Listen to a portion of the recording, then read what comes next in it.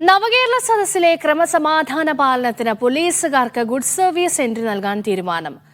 സുദീർഘ സേവനം നടത്തിയവർക്ക് good service entry നൽകാനാണ് ഐജിമാർക്കും ഡിഐജിമാർക്കും ക്രമസമാധാന ചുമതലയുള്ള എഡിജിപി നിർദ്ദേശം നൽകിയത്. നവകേരള സദസ്സിനടുത്തുള്ള പോലീസ് നടപടികൾക്കെതിരെ പ്രതിപക്ഷത്തു നിന്ന് കടുത്ത വിമർശനമുയരുന്നതിനിടെയാണ് ഗുഡ് സർവീസ് എൻട്രിയുടെ വരവ്.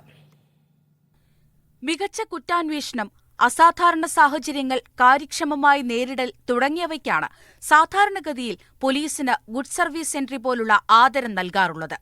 ശബരിമലയിലെ തിരക്ക് നിയന്ത്രിച്ച പോലീസുകാർക്കും സീസൺ കഴിയുമ്പോൾ ഈ ആദരം നൽകാറുണ്ട്. ഈ ഗണത്തിലേക്കാണ് നവകേരള സദസ്സിനെയും ഉയർത്തിയത്. സിവിൽ പോലീസ് ഓഫീസർ മുതൽ ഐജി വരെയുള്ളവർക്കാണ് എൻട്രി നൽകുക. സിവിൽ പോലീസ് ഓഫീസർ മുതൽ ഐജി വരെയുള്ളവരെ പ്രത്യേകം അഭിനന്ദിച്ചുകൊണ്ടാണ് എഡിജിപി ഇക്കാര്യം ഔദ്യോഗികമായി അറിയിച്ചത്. തങ്ങളുടെ കീഴിലുള്ള പോലീസുകാരിൽ ആരെങ്കിലും ഗുഡ് സർവീസ് എൻട്രിക്ക് യോഗ്യരാണെങ്കിൽ അക്കാര്യം ശുപാർശയുടെ രൂപത്തിൽ അറിയിക്കണമെന്നാണ് നിർദ്ദേശം. എഡിജിപി, ഐജി, ഡിഐജി എന്നിവരാണ് ശുപാർശ നൽകേണ്ടത്. ഇതിനെതിരെ കോടതിയിൽ പോകുമെന്നായിരുന്നു UDF കൺവീനർ MM ഹസന്റെ പ്രതികരണം.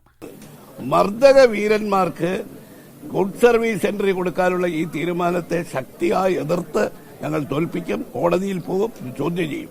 കാസർകോട് മുതൽ തിരുവനന്തപുരം വരെയുള്ള നവകേരള സദസ്സിന്റെ യാത്ര സംഘർഷഭരിതമായിരുന്നു. നടപടിക്രമങ്ങൾ മറന്ന് മുഖ്യമന്ത്രിയുടെ ഗൺമാനും എസ്കോർട്ട് സംഘത്തിലെ ഉദ്യോഗസ്ഥരും കരിങ്കൊടി കാണിക്കാനെത്തിയവരെ മർദ്ദിച്ച സംഭവവും ഏറെ വിവാദങ്ങൾക്കും നിയമ നടപടികൾക്കും ഇടയാക്കിയിരുന്നു. മീഡിയ 1, തിരുവനന്തപുരം.